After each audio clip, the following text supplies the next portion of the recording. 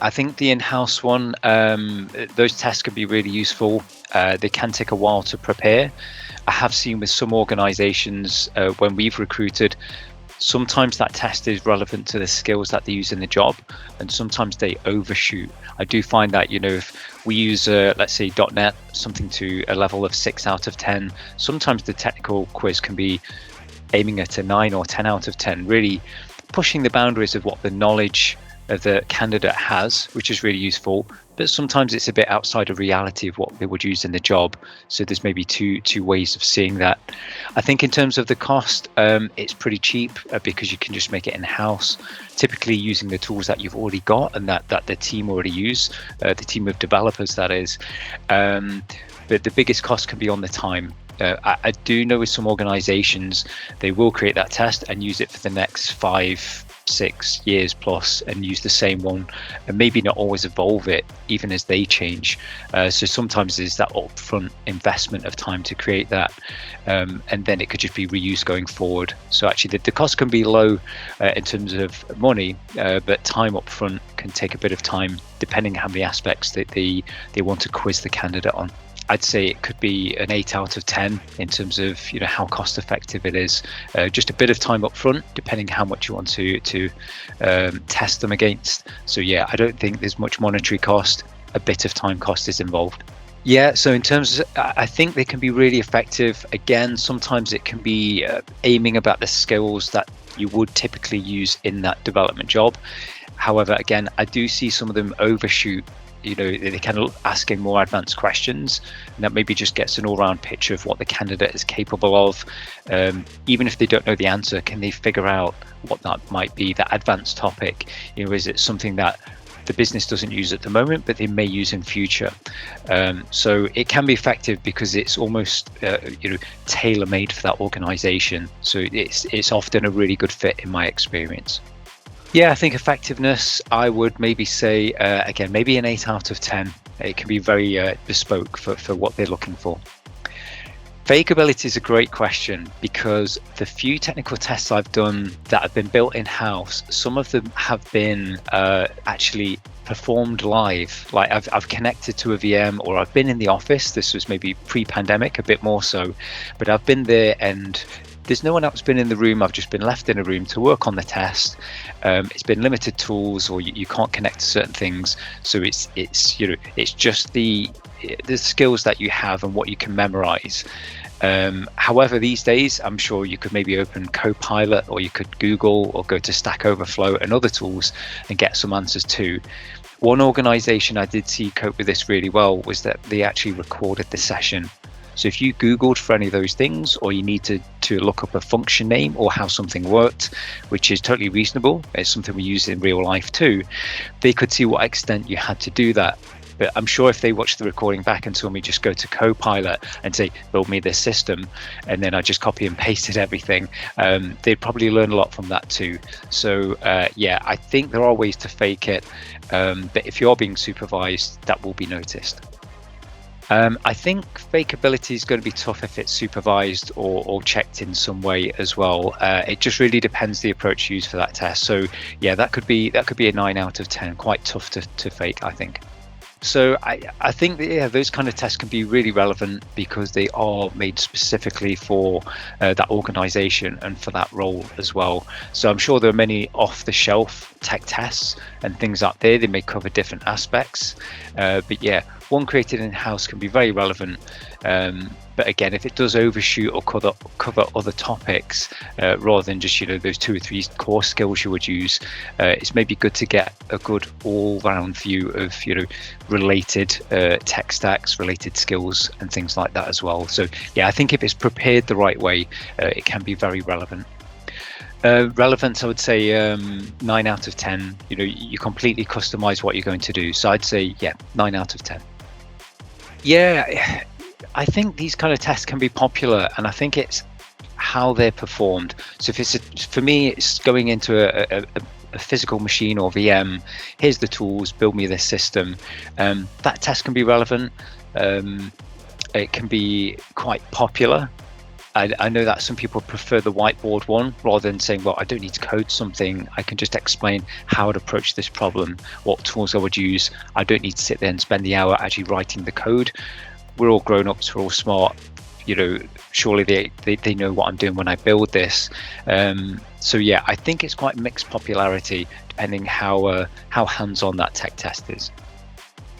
Yeah, popularity potentially a bit lower. Some people don't like the hands-on coding or the hands-on techie side of it. So I'd say maybe a 5, somewhere in the middle.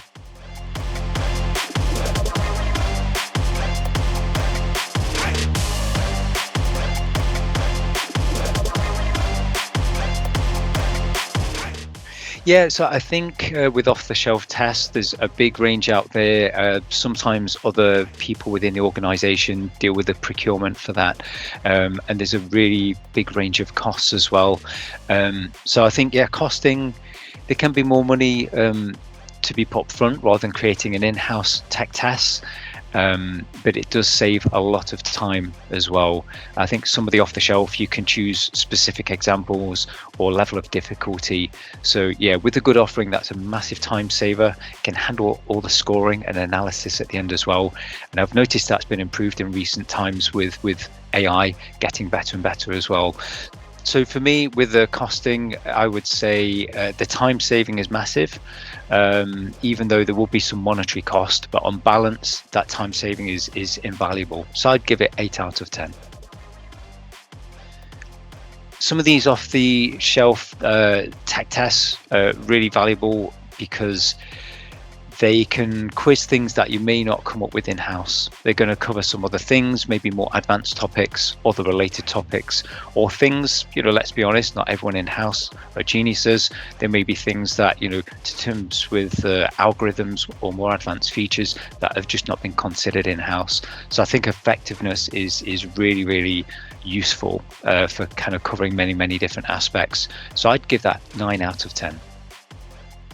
Fakeability is an interesting one because with some of these out-of-the-box tests, they can be, you get to perform them at home in your own time.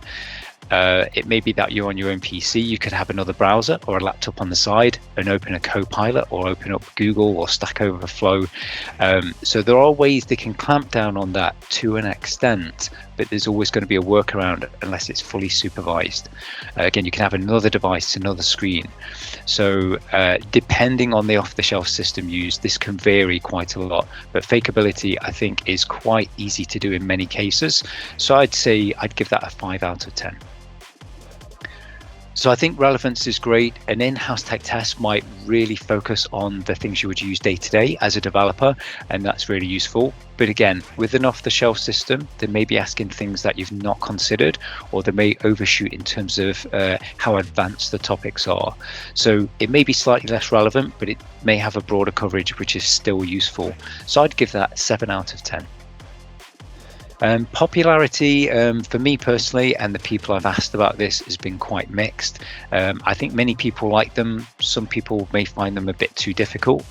Some of these tests can be quite upfront about saying we're not expecting you to answer everything, just answer what you can. So sometimes they do overshoot and they are quite tricky, and I think that can put some people off. So I'd say in terms on balance, after asking around, that's maybe 6 out of 10.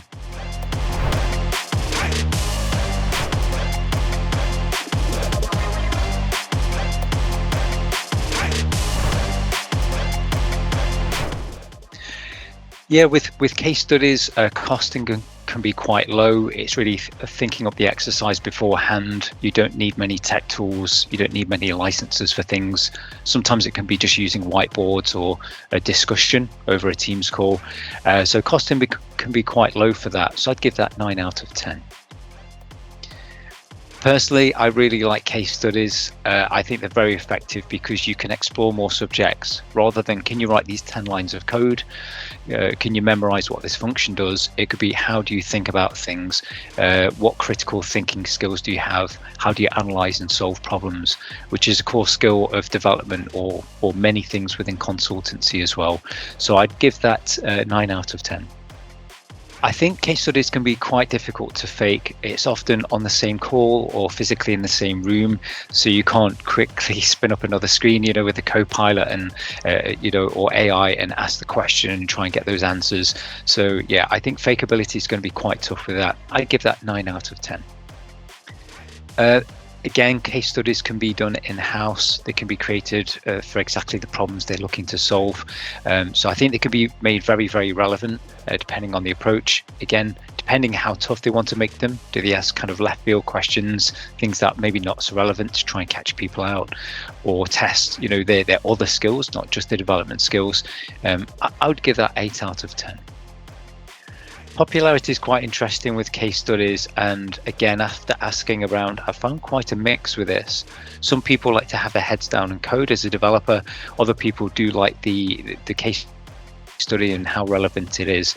I think on average, it feels like a 7 out of 10.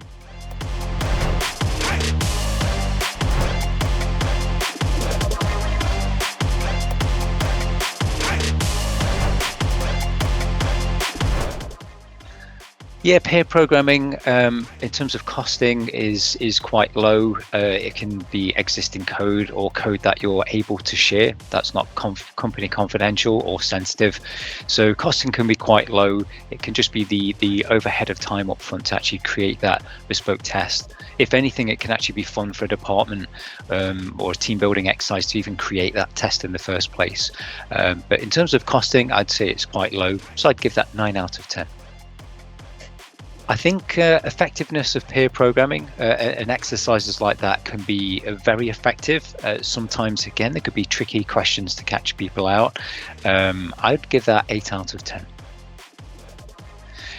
Fakeability is going to be really tough if you're pair programming on the same session, particularly if it's in person. But I think, again, if you need to react fast and talk through the changes you're making, it's going to be very tricky with current technology to make that as responsive if you cheated on a separate screen over a virtual call, like a Teams call. So I'd maybe give that 8 out of 10. So yeah, relevance of pair programming, I think, can be quite high. If it's just solidly a programming coding only job, then it's going to be very relevant. But if you're a consultant and you're dealing with customers, you need to solve problems or do architecture, there's a lot more than just the coding side of things. So I'd maybe give that a 6 out of 10. I think popularity I've actually found quite low with many people, and with some others it's okay. I think one of the reasons for this is some people might get a bit anxious or a bit daunted about what kind of code am I going to see. There's such a broad range. It could be really rock solid advanced things with algorithms and recursion and advanced features, or it could be a genuine test to try and test your level. But out there, I find the popularity can be quite low. So I'd give that 4 out of 10.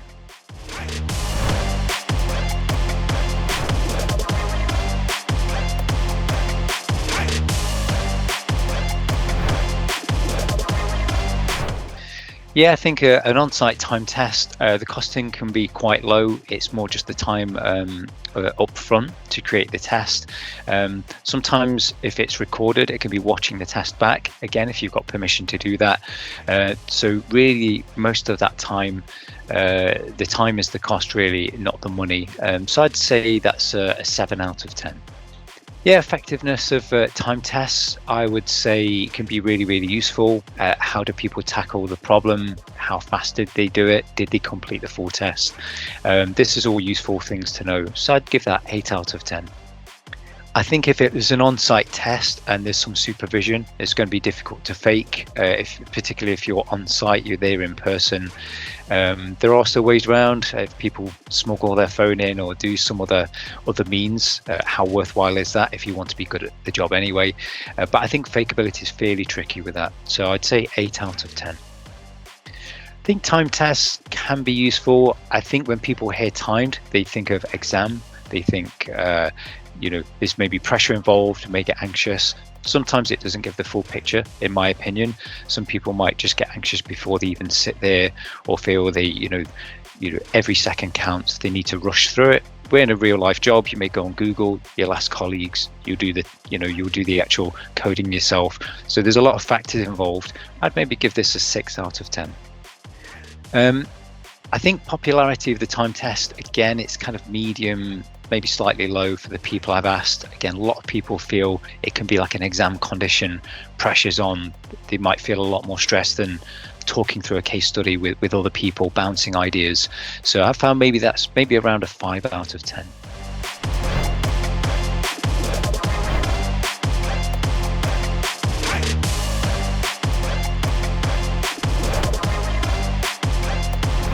Okay, so I think the best test that I've done, it was for an organization that dealt with a lot of 3D graphics, lots of algorithms, lots of maths, really quite deep technical. Now this was a test at home, it was timed, and it was using, they'd used an off-the-shelf system, but they totally added all their own questions and got their own ratings. Now, a lot of them required answers to be filled in text boxes. There was some multiple choice, which you could score quite easily, of course, as well. But some of them really made you think out of the box. So it's questions that question the tech, really did push the boundaries, maths, algorithms, and deep things. But there were some great questions that were relevant to their industry, which was the automotive industry as well. So they were asking things about cars and the way they would handle how would use these tools to help work in that field, work in that industry, what advantages could it bring. So for me, it was a good all-round scope. It was a timed technical one, and you wasn't expected to complete every question. I think I got most of it done. I was lucky enough to pass that test, but I like that it wasn't just coding questions. It was maths questions, industry questions, and other left field things to say, how would you solve this problem? So for me, it was, it felt very relevant, and it didn't feel like too much pressure, even though it was a time test. And at the time, not that I would have done this, it wasn't fakeable very much because it was all very unique questions. We didn't have things like Copilot or AI that were very popular or free at the time. This was a few years ago. So these days it may be different for some candidates, but back then it was just genuine, think on your feet, how would you solve this?